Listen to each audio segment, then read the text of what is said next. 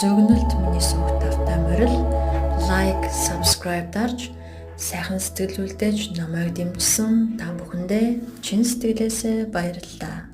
Өнөөдөр 2025 оны 1 сарын 12-ны өдөр сарны зангилаа буюу үүлийн үрийн зангилаа Раху Кету ордоос олж охины орд, загсны орд дээр гарч байна.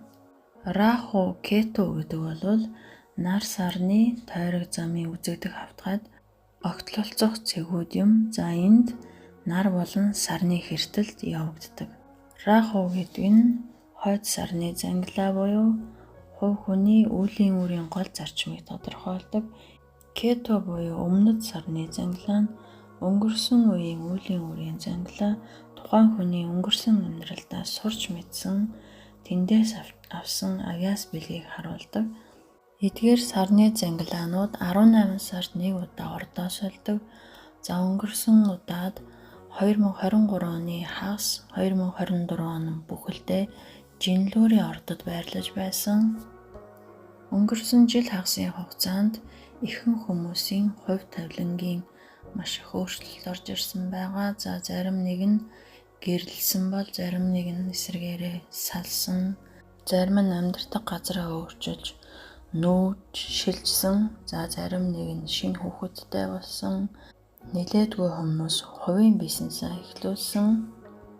Сайн нарч бай, муу гарч бай, хүний амьдрал, хүний хувь тавиланд тохиолдож болох олон зүйлүүд таны амьдралд тохиолдсон байгаа. Өнөөдрөөс буюу 1 сарын 12-ны өдрөөс хойд үүлийн үрийн зангилаа загсны ордод, өмнөд үүлийн үрийн зангилаа охины орд дээр ордоос олж байна. За тэгэхээр хойд сарны зангилаа загсны орд руу орж байгаа нь таны өмнө нь хизээж төсөөлж байгаагүй, боломжтой гэж бодож байгаагүй шинэ ирээдүйн үүд хаалгыг нээж өгч байна. Харин хойд сарны зангилаа охины ордод байрлаж байгаа нь өөрийгөө ямар зүйлээс чөлөөлөх, юуг орхих вэ? Өнгөрсөн амьдралаас ямар ур чадвар эзэмшсэн, альва асуудлыг даван туулах ёстой чадварууд зэрэг илэрхийлдэг.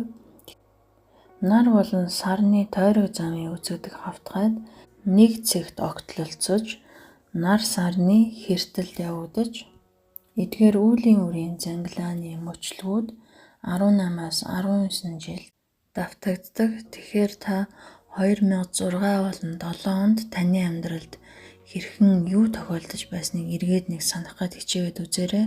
Жишээ нь миний хувьд 2006 онд би оюутан байсан. За тэгээд надад гинтийн маш сайхан ажлын санал орж ирсэн, маш гоё боломж нэгдэж надад шинэ туршлага, шинэ ажил, шинэ амжилт, шинэ хамт олон гэд маш сайхан зүйлүүд миний амьдралд тохиолдож байлаа. Тэгэхээр та нар маань ч гэсэн таны амьдралд юу тохиолдож байсныг эргээд нэг санаад үзээрэй.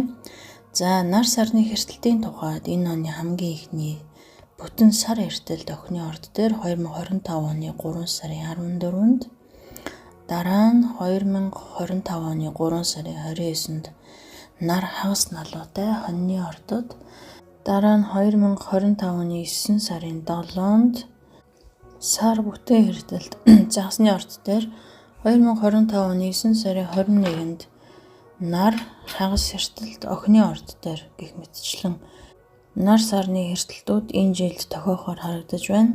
За тэгэхээр одоо ордуудынхаа байршлаар эх 18 сард хэрхэн юу тохиолдож болох талаар ярилцъя. За хоньны орд хойд үүлийн үрийн зангилаа дээр байгаа бол Жинлүүр өмнөд үүлийн үрийн зангилаа дээр эсрэгээрээ зогсож байна. Хоньны ордныхны хувьд ажил, мэргэжил, албан тушаал, хариуцлага гэх мэтчлэн зүйлүүдтэй холбоотой зүйлсүүд дараагийн 18 сард ихээхэн өөрчлөлт орохоор харагдаж байна. Жишээ нь зарим нэг нь шинэ албан тушаал, шинэ бизнес эхлүүлэх, за зарим нэг нь хүүхэд гаргаж декрет авч гэртээ суух, за зарим нэг нь алс холын гадаад орн руу ажиллахаар явахаар шийдэх, за өөрийн хувийн бизнес эрхэлдэг нэг нь ажилтан албан хаагч туслахтай холбоотой нэлээд асуудлууд. Ерөнхийдөө таны хэн нэгний өмнө хүлээс өөрийг хариуцлагын асуудлууд дээр ихээхэн нөлөөтэй харагдаж байна. Харин жинлүүрийн ордныхонд өнгөрсөн үйл явдууд эргэн сөхөгдөх, ямар нэгэн нууц задрах, өмнө нь амьдарч байсан эсвэл ажиллаж байсан газартаа эргэн очих, магадгүй таны дээд албан тушаалтан солигдох, эсвэл та ажлаа солих, бүр цаашдаа мэргэжлээ солих, зарим нэгэн тэтгэврт гарч гэртээ суух, зарим нэг нь өөрийн эрчим хүч, дотоод тэнцвэр, энергийг сайжруулахаар өөрийн эрүүл мэндэд илүү анхаарахаар харагдаж байна. Дараагийн орд маань үхэр хилэнцгийн ордууд байна. Дараагийн 18 сард баяр баясгалан, таашаа, сэтгэл ханамж, найз нөхөд, хобби, шинэ ашиг сонирхлын бүлэг, спортын бүлэг, баг хамт олон өөртөөгөө ижил сэтгэлгээтэй хүмүүстэй олж нэгдэх, илүү их гадуур гарах зэрэг өөрийн таашаа, сэтгэл ханамжинд илүү их анхаарахаар харагдаж байна. Илүү их олон нийтийн үйл ажиллагаанд оролцох, хурал цуглаанд орох, үзэсгэлэн үзэх, кино, театр орох, олон нийтийн газраар илүү их явах, амралт зугаалгаар явах гэх мэтчлэн нэлээд их олон нийтийн үйл ажиллагаанд оролцохоор харагдаж байна. Мөн түүнчлэн хайрын гурвалжин ромаас үүсэхгүй байхын тулд шинээр танилцж байгаа бүсгүй залуугийнхаа гэрэлсэн эсхийг шалгаж танилцаарай. Ирэх 18 сард зарим нэг нь өөр хүүхэдтэй болохыг хүсэх, зарим нэг нь хүүхдүүдийнх нь сургууль цэцэрлэгийн асуудал яригдах, зарим нэгийнх нь өөр хүүхдүүд нь ихээхэн баярлуулах зэрэг үйл явдлууд болохоор харагдаж байна. Дараагийн ордууд маань ихэр номын ордууд байна.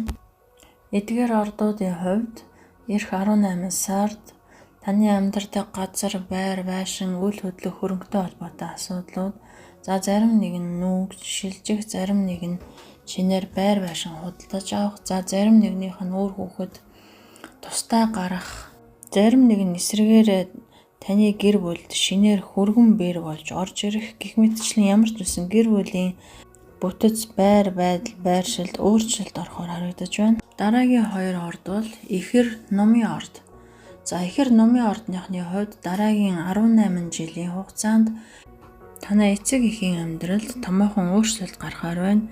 Жишээ нь зарим нэгнийх нь аав ээж албан тушаал ахих, зарим нэгнийх нь аав нь эсвэл ээж нь хүнтэй гэрлэх, зарим нэг нь өөрийн байдлаа өөрчлөх, гэрлэх, салах, эцэг эх болох, оюутан сурагч болох, өөрийн оршин суугаа газраа өөрчлөх зэрэг үйл явдлууд тохиолдохоор харагдаж байна. Дараагийн ордууд маань мэлхий, матар.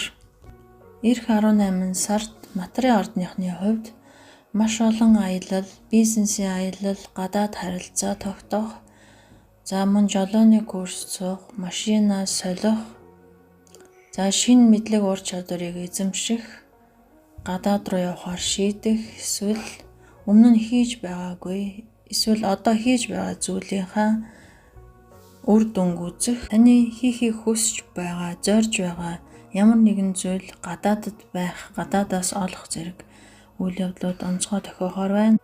Харин мэлхий ордныхан маань боловсролын салбарт амжилт гаргахаар харагдаж байна. Зарим нэг нь шинээр сау массажны газар ажилуулах, хатгамал, оюуталтай холбоотой сургалт дамжаа эхлүүлэх, оюутан сурагчдыг нэмэлтээр дасгалжуулах, шинээр ном тохимол бичих, эсвэл хэвлэлийн газартай холбоотой ямар нэгэн зүйл хийх, бичиг баримт бүрдүүлэх, ямар нэгэн зүйл шинээр нийтлэх, зарим нэг нь ямар нэгэн хууль эрх зүйн баримт бичиг бүрдүүлэх, эмээ өвөөнөр маань ач зээтэй болох зэрэг үйл явдлууд тохиолдохоор харагдаж байна. Дараагийн ордууд маань арслан, хумах, санхүү орлого мөнгөтэй холбоотой зүйлсүүд ихээхэн өөрчлөлт орохоор харагдаж байна. Зарим нэг нь ажил мэргэжлээ өөрчлөх, зарим нэг нь магадгүй салсан нөхрөөсөө эсвэл эцэг эхээсээ тусламж, дэмжлэг авдаг байсан бол нөхцөл байдал өөрчлөгдөж, санхүүгийн таны чиглэл, урсгал өөр байдлаас орж ирэхээр харагдаж байна. Шинээр бизнес эхлүүлэхээр зорж байгаа нэгэнд нь маш сайхан боломж, бололцоо олгохоор харагдаж байна. За зарим нэг нь ажил мэргэжлээ солих, орон сууц, байр байшин, машин тэрэг худалдаж авах, өөрийгөө үнэлэх үндэмж илүү нэмэгдэх, өөрийн эрүүл хооллолд дотоод эрчим хүч, хоол хүнсэн дээр ихээхэн анхаарал тавьж өөрчлөх, өөрийн бие махбод бие физиологийг илүү их таньж мэдэх, илүү эрүүл мэнд өөрийн эрчим хүчтэй анхаарал хандуулах, санхүүгийн түвшин дараагийн шат ахихад боломжтой харагдаж байна. Та бүхний хүчин чармайлтаас ихээхэн шалтгаалгаар харагдаж байна. За дараагийн орд охин загас. Хойд үүлийн үрийн зангилаан дээр охины орд дээр байршиж байгаа. Өмнөд үүлийн үрийн зангилаа загасны орд дээр байршиж байгаа. Тэгэхээр энэ хоёр ордууд маань өөрсдөө эх 18 сард өөрийнхөө байр байдал, гаднах үзмж, стил, имиж, овог нэрээ солих гэх мэтчлэн ер нь өөрийгөө хэн байлгах тал дээр маш их ажиллахаар харагдаж байна. Гаднах үзмжиндээ нэлээд анхаарч зарим нэг нь жин нэмнэ, зарим нэг нь жин хасна, зарим нэг нь гоо сайхан нүүр царайндаа ихээхэн анхаарал өгөх нь байна. Зарим нэг нь овог нэрээ солих эсвэл өөртөө шин гоё нэр өгөх, олон нийт бусдын дунд өөрийгөө нэлээд тодруулах сонирхол ихсгээр харагдаж байна. За мөн түүнчлэн эх 18 сард эдгээр ордныхан маань ихээхэн хайр дурлал, романс, гэр бүлийн харилцаа, эхнэр нөхөр, за зарим нэг нь шинээр гэрлэхээр харагдаж байна.